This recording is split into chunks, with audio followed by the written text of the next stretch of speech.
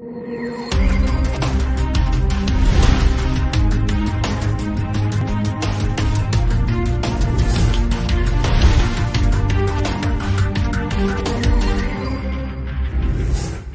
amigos, sejam todos bem-vindos a mais um vídeo aqui do canal Yorosui de Mello, nós somos de estudos jurídicos. Essa aqui é a nossa playlist do estudo dos Códigos Civil e sempre relacionando o Código Civil agora com as mudanças do novo CPC. Conforme a gente já falou aqui nas últimas aulas, quando estudamos a pessoa física, nós vimos que as incapacidades foi modificada, principalmente com o advento do Estatuto da Pessoa com Deficiência. A gente falou que a única pessoa que é considerada absolutamente incapaz agora no nosso ordenamento jurídico é o menor de 16 anos, e não aquela classificação que existia, conforme loucos de todos os gêneros e tal. Essas incapacidades, não seriam incapacidades agora. Essas debilidades mentais ou transitórias agora, ou seja, em decorrência da pessoa não poder exprimir a sua vontade, se tornaram agora pessoas relativamente incapazes e não absolutamente como era. Mas o tema de hoje a gente vai entrar já no estudo da teoria geral do fato jurídico e do negócio jurídico, consequentemente.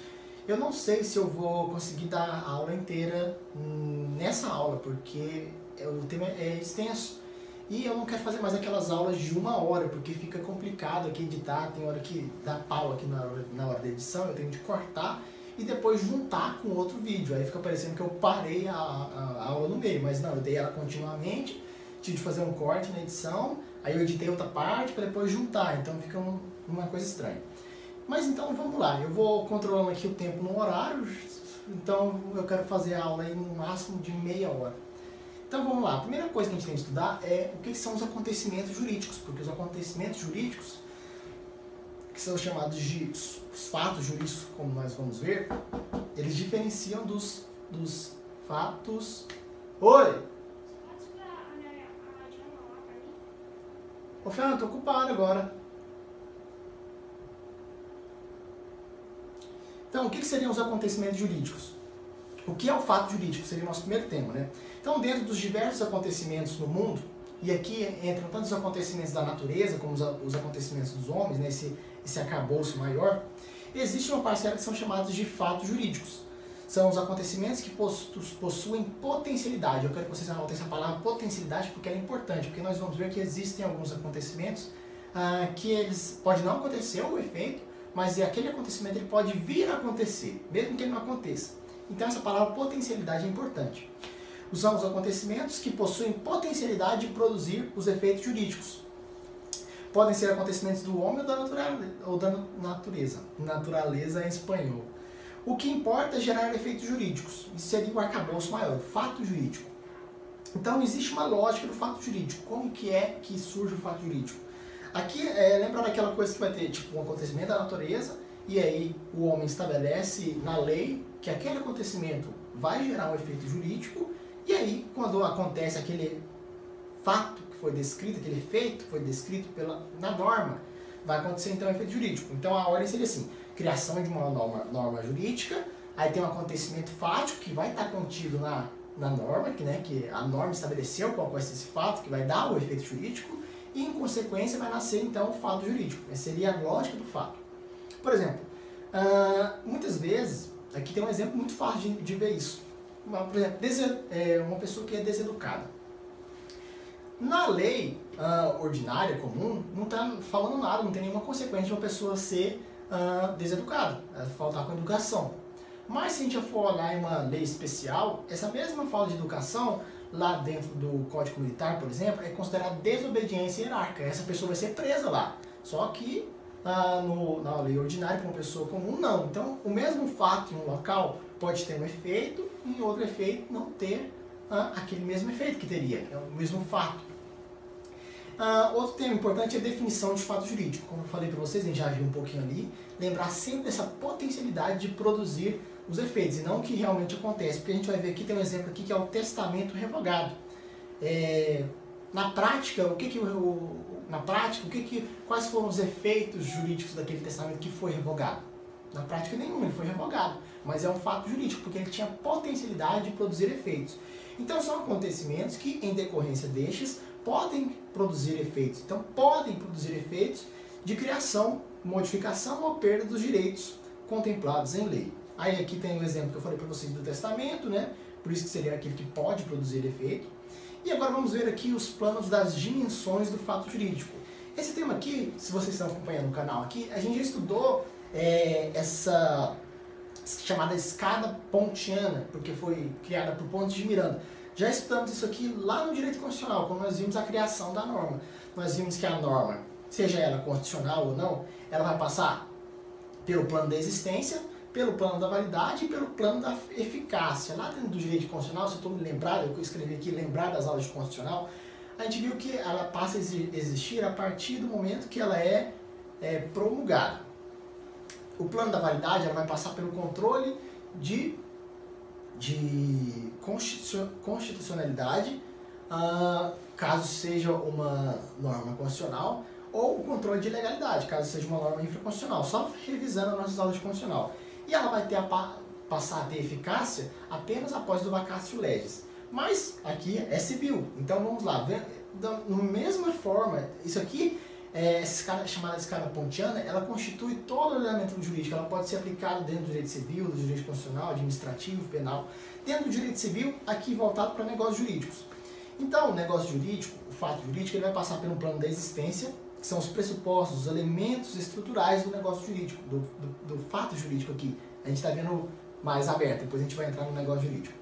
Vai passar pelo plano da validade, dentro do plano da validade nós vamos ter a conformação com a ordem jurídica, os requisitos, elementos essenciais. Só adiantando aqui um pouquinho, aqui por exemplo, no plano da validade, a gente sabe que o negócio jurídico ele tem de ter um sujeito capaz, tem de ter um objeto lícito, determinado ou determinável, não da forma prescrita em lei. A gente vai estudar isso lá embaixo.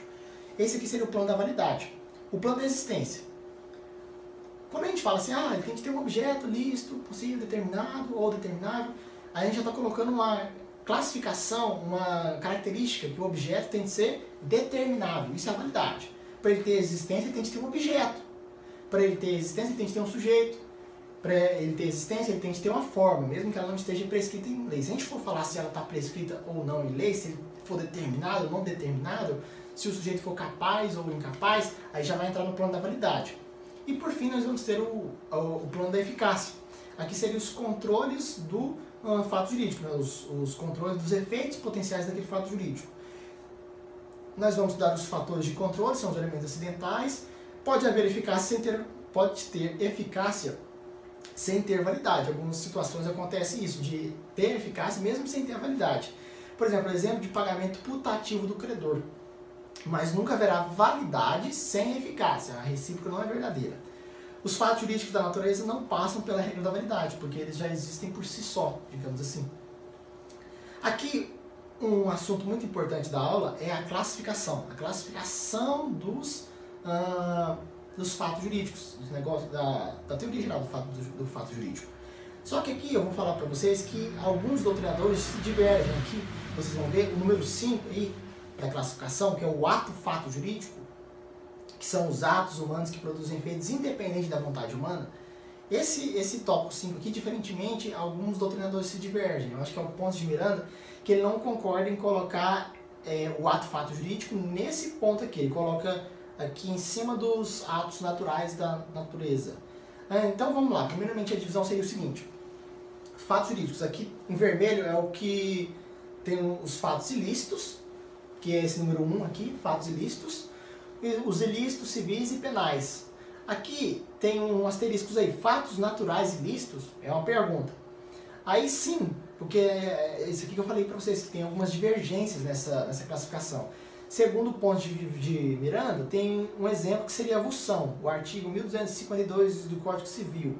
A avulsão, a gente vai estudar aqui quando nós formos falar de posse, de propriedade, mas a avulsão, adiantando um pouquinho a matéria, é quando tem um pedaço de terra, que tem um rio, digamos assim, e o rio acontece alguma enchente, alguma coisa, e aquele rio ele se desloca para outra propriedade, que não era daquela pessoa. Aí vai ter uma questão de indenização e tal. Pontes de Miranda coloca esse ato como se fosse ilícito da natureza.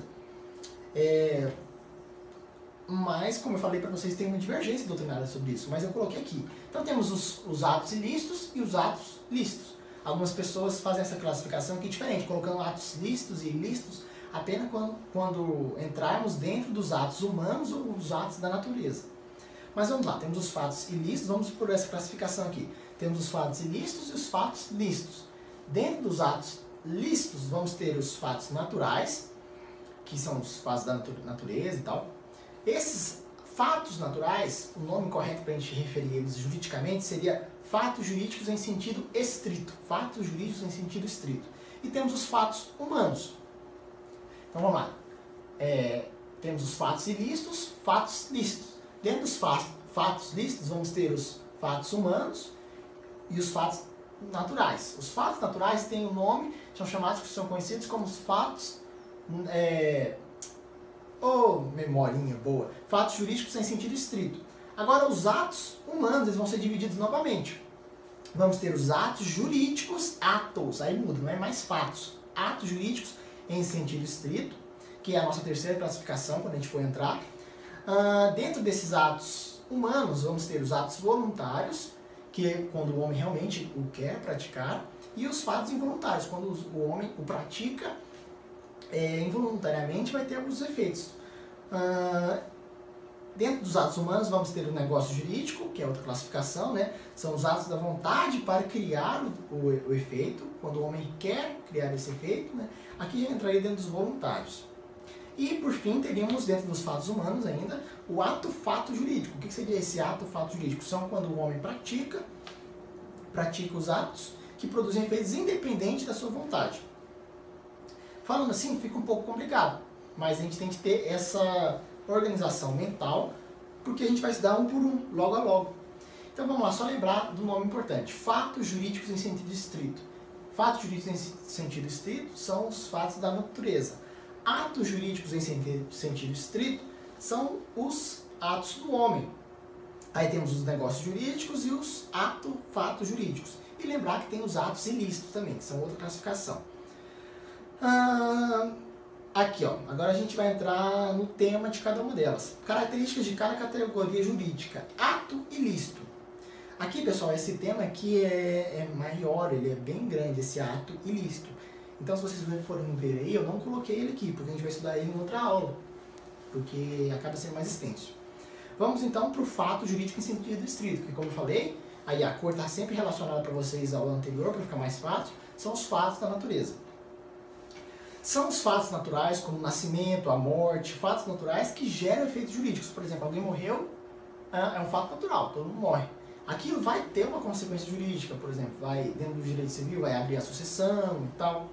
Sempre vai ter uma consequência. Podem ser ordinários, ou seja, esperados, né? Todo mundo espera que alguém vai morrer, ou pode ser fatos extraordinários, inesperados, como por exemplo, aqui entram os casos fortuitos e força maior, por exemplo, cai um raio em algum local que vai gerar, aí a pessoa não vai gerar indenização dependendo do caso, então são fatos inesperados.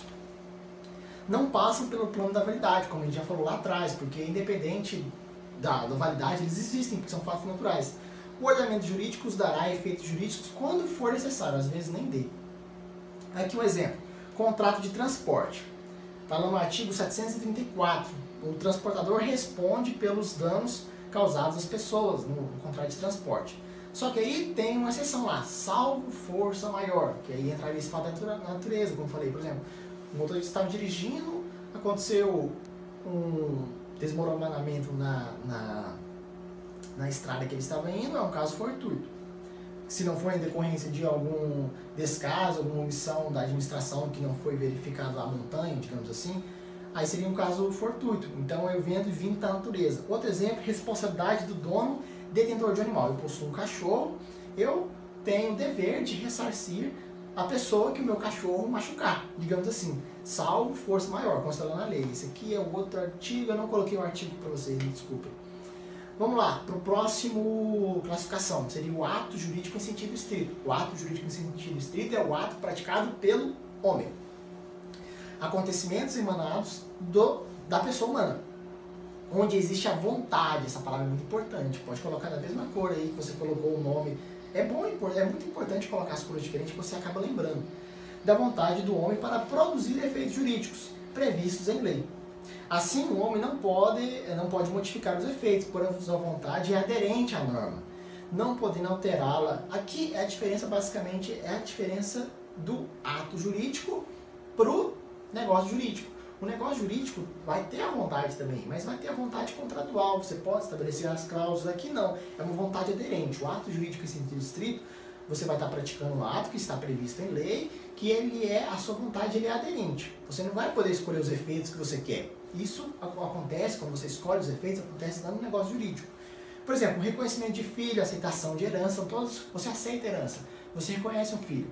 A vontade é aderente, você não pode escolher aceitar a herança, não, o filho. Você não pode reconhecer o filho em parte, olha, eu reconheço metade desse filho, entendeu? Brincando assim. Aí temos lá outro exemplo, artigo 1185 do Código Civil. Aos atos jurídicos lícitos que não sejam negócios jurídicos, aplica-se no que couber a disposição do título anterior, ou seja, dos negócios jurídicos. É a única parte que fala do ato jurídico em sentido estrito. Ou seja, vai aplicar as disposições dos negócios jurídicos quando lhe couber. É irrevogável e são irretratáveis. Você não pode, por exemplo, você reconhecer um filho, você não pode depois, posteriormente, se contradizer e revogar o seu ato, pois efeitos estão na norma, não podendo ser alterados. São anuláveis, eles podem ser anuláveis, pois aplique-se a regra dos negócios jurídicos, como a gente viu no artigo acima. Assim, se existiu vício, coação e tal, pode ser anulável. Sobre os defeitos do negócio jurídico, são os vícios da vontade, lembrar disso, defeitos do negócio jurídico, são os defeitos da vontade. Porque os defeitos não, as anulidades, as nulidades não são sanáveis, elas não admitem retificação, apenas os negócios anuláveis. Então, quando a gente fala em defeitos do negócio jurídico, a gente está falando dos vícios da vontade. Erro, dolo, coação, fraude contra credores. Nós vamos estudar isso hoje, eu acho. Não vai dar tempo de pôr nessa aula, porque senão vai ficar comprido. Mas vamos continuar. Ato, fato jurídico, que foi aquilo que eu falei que tem uma diferenciação. Ato, fato jurídico está na classificação de Pontes de Miranda, essa palavra assim, ato, fato jurídico. São os atos que o homem pratica, que vai ter efeitos independentemente de sua vontade. Essa mesma classificação é chamada de ato jurídico em sentido estrito. Involuntário. Aqui já é a Maria Helena de Lis, que chama assim, ato jurídico em sentido estrito, involuntário. Mas eu não gosto de decorar assim, eu não gosto de aprender assim, porque acaba que apenas essa palavrinha no final aí, involuntário, a gente acaba confundindo com o que nós vimos agora, anteriormente, que é quando o homem adere à norma, ele quer, por exemplo, aceitar a herança, ele adere à norma e vai ter os efeitos, só que ele não pode mexer nos efeitos. Aqui vai ser um pouquinho diferente. Por exemplo, aqui, decorre de uma conduta humana, porém produz efeitos independentemente da vontade humana. Para ficar mais fácil, assim parece igual. Vamos ver o exemplo. Encontrar coisa móvel perdida. Por exemplo, eu encontrei um telefone que era de alguém, 1234. Por esse artigo eu vou ter um direito à recompensa. Eu posso levar até a pessoa e eu tenho um direito à recompensa, que eu acho que é 5% do valor da coisa, mais indenização pelas despesas que eu tive por manter a coisa ou por entregar a coisa. Assim, mesmo que ele não queira, mesmo que eu não queira aquela recompensa, eu tenho direito a essa recompensa. A pessoa que encontrou faz jus à recompensa. Outro exemplo, ocupação, que é a aquisição originária de uma coisa. Eu encontrei uma coisa que não era de ninguém, logo eu passo a ser a proprietário daquela coisa. É uma forma originária de aquisição do bem móvel e não do bem imóvel. A gente vai estudar isso aqui quando nós estudamos lá na frente, posse. Está lá no 1275. A renúncia de bem móvel. Aqui é o exemplo do peixe, por exemplo. Eu sou um pescador, eu vou lá, pesquei um peixe, mas eu pratico a pesca esportiva. Se eu peguei um peixe, é claro, se eu não ir contra a lei de crimes ambientais, que fala lá que tem um número certo de peixe que você pode pegar, enfim. Peguei um peixe. Esse peixe passa a ser meu. Eu tenho a sua propriedade. Mas se eu optar por soltar esse peixe, eu estou renunciando a essa propriedade. Então, a gente tem uma diferença tênue, por exemplo, lá do ato jurídico em sentido estrito, que são, vou ler aqui o anterior. Aqui existe a vontade de produzir o efeito, como, por exemplo, a aceitação da renúncia, quando eu aceitei a renúncia, quando eu reconheci um filho, eu quis produzir aquele efeito. Só que eu não posso modificar aquele efeito final. Agora, por exemplo, quando eu encontrei uma coisa na rua, eu vou ter direito àquela recompensa, eu nunca quis receber aquela recompensa. Ou quando eu peguei um peixe, eu não queria ter necessariamente a propriedade daquele peixe. Ou sim, dependendo, né? Mas enfim, a ideia é que no ato fato jurídico ou ato jurídico em sentido estrito, a gente vai ter o efeito automaticamente vinculado, mesmo que eu não queira o efeito. Já no outro eu quis o efeito, quando eu declarei a minha vontade, só que essa vontade vai ser aderente. Isso vai ser diferente do negócio jurídico, que está aqui agora, vamos lá. Negócio jurídico, só para a gente pegar a linha de raciocínio. Negócio jurídico vai ser quando eu quero produzir os efeitos e eu posso estabelecer, digamos assim, as cláusulas. Eu posso modificar aquilo. Isso aqui é chamado de autonomia privada. Autonomia privada, isso aí vocês podem colocar diferente. Autonomia privada.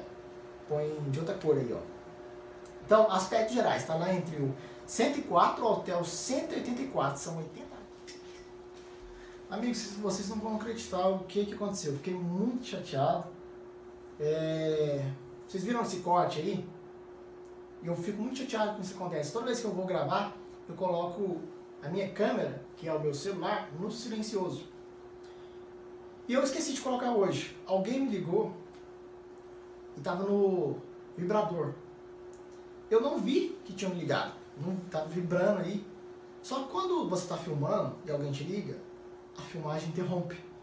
E eu fiquei falando aqui sozinho por mais 20 minutos. Depois que eu fui ver, mas tudo bem, eu não perdi nada, porque quando eu explico para vocês aqui, eu estou aprendendo. Eu aprendo junto com vocês. Esse aqui que é o meu objetivo principal. Eu vou aprendendo e vou ensinando. E se vocês gostam da forma que eu passo esse esquema aqui, fico muito feliz que vocês estejam aprendendo junto comigo também. Então eu fiquei falando aqui durante 20 minutos. E a minha garganta já está seca, já está seca. Eu tinha falado aqui para vocês todo o tópico 5. Eu tinha falado para vocês, tópico 5 não. A gente já entrou no tópico 4 aquela hora. A gente já entrou no 5. A gente falou de ato jurídico. Não, a gente começou a falar de ato jurídico. A gente falou de ato jurídico. A gente falou de fato jurídico em sentido estrito. A gente falou de ato jurídico em sentido estrito. Falei do ato, fato jurídico. E eu comecei a falar para vocês do negócio jurídico. E o negócio jurídico é grande. É grande. Eu falei 20 minutos sozinho. Mas tá bom, eu vou repetir de novo. Eu já ia dar uma pausa para descansar a voz. Mas tá bom, eu vou tentar acelerar. Me desculpem se eu falar meio rápido, que minha garganta tá doendo já. Mas bola pra frente, isso acontece. Bom que eu vou falar 2 vezes, vou aprender 2 vezes mais. Mas vamos lá. Então, o que seria o negócio jurídico? Tudo que a gente perde a linha de raciocínio. Como eu falei pra vocês, deixa eu tentar recapitular. O ato jurídico, me desculpe, mesmo que fique repetido, se eu não recapitular, não vai seguir. A gente falou do ato fato jurídico. A gente viu que o ato fato jurídico a gente vai praticar uma vontade e essa vontade a gente não quis produzir os efeitos dela. Como eu falei para vocês, a história do peixe. A gente não quis produzir os efeitos dela, mas ela é automática. Mas a gente viu que lá no ato jurídico em sentido estrito, o ato é automático também. Só que a gente quis produzir o efeito, E acabou que, vocês viram aí, no começo da filmagem, a luz não estava legal. E olha só, tô ficando rouco. A luz não estava legal e acabou que eu fiquei embaçado. Mas o negócio jurídico não, a gente quer produzir o efeito, mas a gente tem liberdade de compactuar as cláusulas. Então o negócio jurídico está lá entre o 104 e o 184 do Código Civil. São 80 artigos só para negócio jurídico. Vai decorrer da vontade humana com a possibilidade de criação de efeitos, como contrato, como casamento, como testamento. Só que o testamento e o casamento são contratos solenes, eles precisam de formas estabelecidas em lei, que nós vamos ver daqui a pouquinho. Aqui dentro do negócio jurídico, ele é conforme o princípio da autonomia privada. Essa autonomia privada, ela é aquilo que é chamado antigamente de o contrato forma lei entre as partes. Só que eu estou falando mais rápido, vamos continuar então. Esse contrato que forma lei entre as partes, agora essa interpretação, ela é limitada, principalmente com as modificações que aconteceram no nosso ordenamento jurídico. E essa interpretação ela vai ser limitada principalmente pela boa-fé objetiva, ela vai ser limitada pela função social do contrato, que o contrato não vai poder violar nem a terceiros, nem lesar os próprios entes do contrato. Aqui temos as regras de interpretação, são chamadas de regras de interpretação. Principalmente, sempre vai ser aplicado a regra principal, que é da boa-fé objetiva. Vai se considerar a boa-fé objetiva. Existem 2 tipos de boa-fé, a objetiva e a subjetiva. A subjetiva é intrínseca a cada pessoa. A objetiva é levado-se em conta a mente do homem médio comum, digamos assim. Todo negócio, lá no 103, está estabelecendo a boa-fé, que todo negócio jurídico deve ser interpretado conforme a boa-fé objetiva dos usos do lugar da celebração. Aqui falando que existem duas boas-fés objetivas e temos as outras regras de interpretação, são chamadas de regras acessórias. Só que mesmo nessas regras acessórias sempre vai se considerar a boa-fé objetiva. A primeira forma é a interpretação solene dos negócios jurídicos. Como eu falei para vocês, existem alguns atos que estão em lei que eles vão ser interpretados apenas da forma solene. Se existir uma forma solene para aquele ato ser praticado, ela vai ter de ser observado aquele ato solene, como por exemplo o casamento, temos o testamento, que tem a forma solene também. Temos também, outro exemplo que eu citei aqui para vocês, quando algum ato, algum negócio jurídico precisar de um instrumento público, vai precisar daquele instrumento público, senão vai ser inválido, vai entrar no campo da validade. Aqui está no 109 esse dispositivo, negócio jurídico celebrado com cláusula de não valer sem instrumento público, será a da sua substância, ou seja, sem aquilo ele não vai ter validade. Continuando, interpretação dos negócios com reserva mental. O que seria reserva mental? Estou praticando um ato com outra pessoa. Aquela pessoa está com uma reserva mental, ela está escondendo alguma coisa de mim que ela quer praticar um efeito diferente. Só que eu não sabia disso, eu estou com boa fé objetiva. Esse contrato vai ter validade. Só que aquela pessoa, ela vai ter de me pagar perdas e danos se eu sofrer algum prejuízo.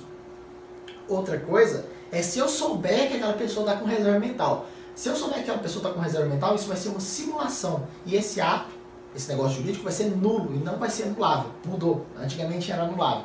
Está no 110. Se a pessoa desconhece que a outra parte está com reserva mental, ela está portando de boa fé objetiva, assim esse contrato terá validade. O prejuízo será resolvido com perdas e danos.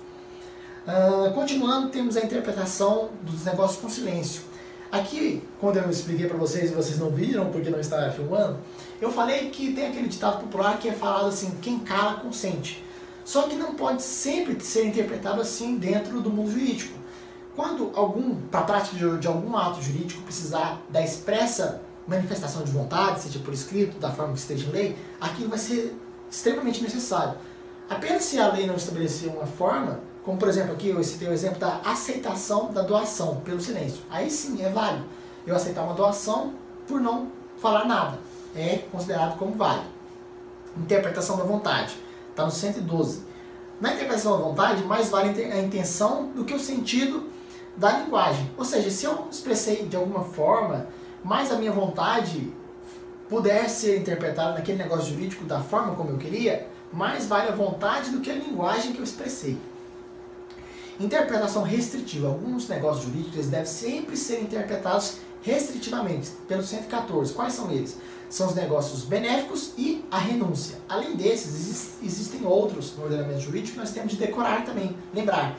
É o aval, temos aqui também, vermelhinho, coloque em negrito aí também, a fiança, desculpe, tá finança. Ainda bem que eu estou repetindo, que senão teria ficado errado. A fiança e os negócios sancionatórios. Outra coisa é o autocontrato, só para a gente saber que existe o contrato celebrado consigo mesmo, tá lá no 117. Continuando, o negócio jurídico processual. Isso aqui é novo, isso aqui foi o último tempo que eu dei para vocês antes de eu perder a gravação. Aqui a gente está estudando negócio jurídico, são atos que as partes podem pactuar e produzir efeitos. Levando agora com o novo CPC, lá no 190 e 191, esses atos agora são trazidos uma possibilidade nova dentro do procedimento do Código de Processo Civil. Aqui, é claro, para a prática desses atos vai precisar ter existência, validade e eficácia. O fundamento aqui seria o princípio da licitude de formação de contratos ativos. Sempre existiu isso. Está lá no 425 do Código Civil. Ou seja, sempre pode haver a criação de novos negócios jurídicos, desde que esses não sejam ilícitos. O que são os negócios ilícitos? Por exemplo, a gente viu lá uma herança de pessoa viva, que está lá no 426. Isso aí seria um negócio ilícito, então não pode.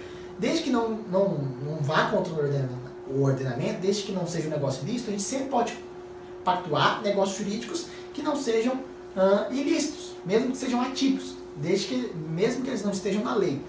Agora aqui isso é chamado também de autorregramento da vontade no processo. Exemplos para a gente entender aqui. Aqui temos exemplos bilaterais, unilaterais e tácitos. Por exemplo, a suspensão convencional do processo, a desistência do processo, o calendário processual que as partes podem pactuar agora, a escolha de arbitramento como técnica de liquidação, que é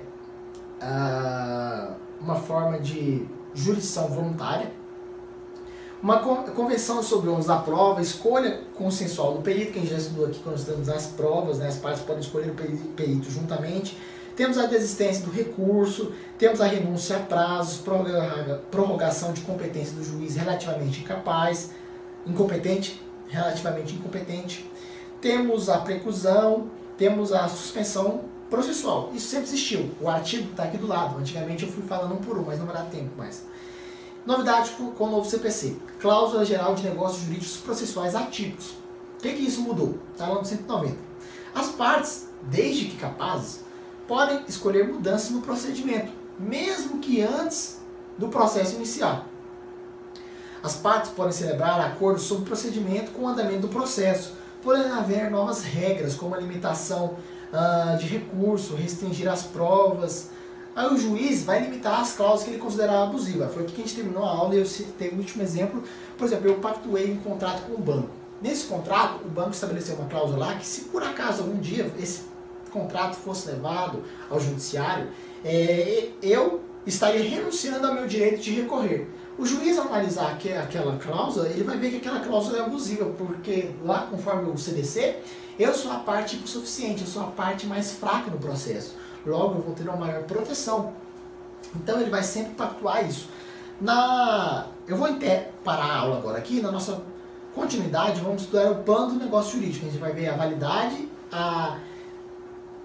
vamos ver a existência e a validade. Aqui a gente vai ver que o negócio jurídico precisa ter um agente capaz, precisa ter um objeto determinado ou determinável, precisa ter a forma prescrita ou não defesa em lei, observar o ato solene e verificar, é claro, se existiu algum defeito no negócio jurídico. O que são os defeitos? Vamos estudar também aqui. São os vícios da vontade. O dolo, o erro, a coação, a fraude contra credores ou fraude de execução, vamos estudar elas também. Vamos deixar esses temas para a nossa próxima aula. Eu vou recuperar minha voz aqui, porque eu estou falando há 1 hora, mesmo que aí esteja apenas um minutinho.